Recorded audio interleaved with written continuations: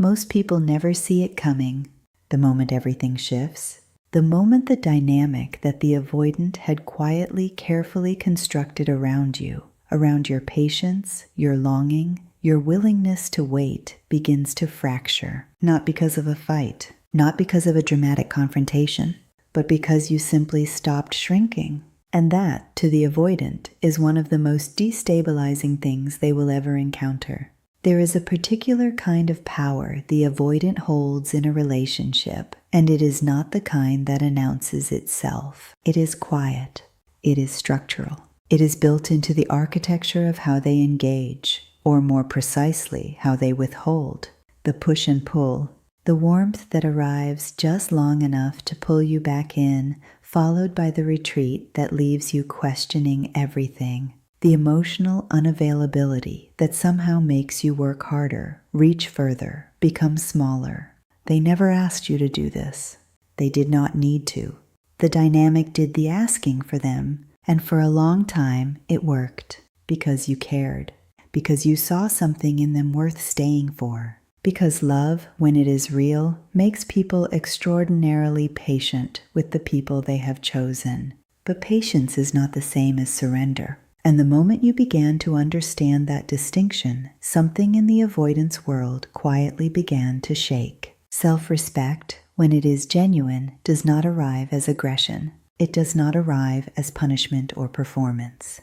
It arrives as a kind of stillness, a settling into the self that has nothing to prove and nothing left to beg for. It looks like no longer over-explaining, no longer softening your needs into invisibility, no longer making yourself available at the precise moment they decide to resurface after days of silence. It looks from the outside like calm, but to the avoidant, it feels like the ground shifting beneath them. Because the avoidant's ego, and this is something rarely spoken about directly, is deeply, secretly dependent on your need for them, not because they are malicious, but because their entire emotional identity is built around being the one who needs less, being the one who is harder to reach, being the one who holds the invisible upper hand in emotional distance. Your longing confirmed something they needed to believe about themselves, that they were the one with more control, more independence, more self-containment. Your pursuit was, without either of you realizing it, a mirror they relied on. When that mirror changes, when it stops reflecting longing and starts reflecting self-sufficiency, the avoidant does not know who they are looking at anymore. The disorientation this creates inside them is something they will never describe to you. They will not call it fear, even though fear is precisely what it is. They will not admit that your growth unsettles them, because admitting that would mean admitting they needed your smallness to feel large. It would mean confronting the uncomfortable truth that their sense of self was partially constructed on the foundation of your emotional pursuit.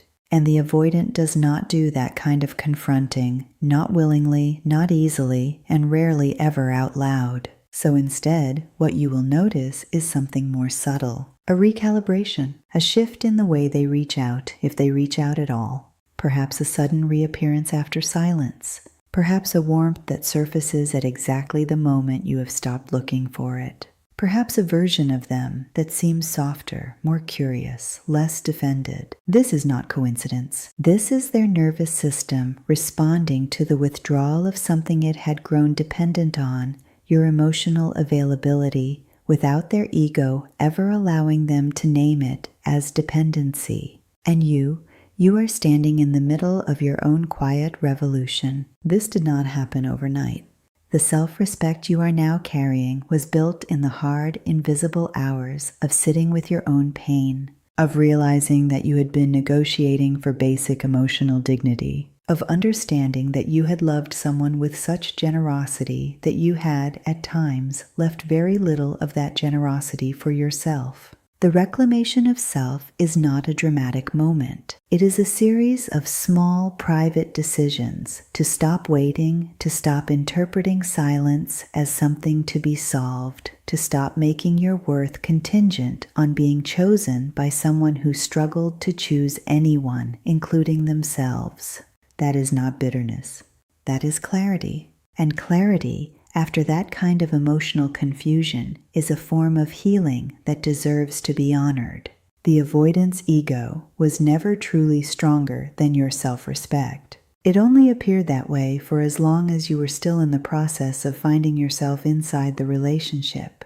The moment you found yourself, the moment you remembered what it felt like to stand inside your own value without needing their validation to confirm it, the illusion of their dominance dissolved. Not loudly, not with ceremony, just quietly, the way all illusions eventually do. What remains is something they will sit with long after the dynamic has shifted, a particular kind of reckoning that avoidants rarely allow themselves, the realization that they let something real slip through the exact fingers they kept closed out of fear, that the person who stayed the longest, tried the hardest, and loved the most generously was also the person with enough self-respect to eventually, finally stop. And that is not your loss. That is your answer. The ego protects, but it does not win. Not against someone who has finally, fully come home to themselves.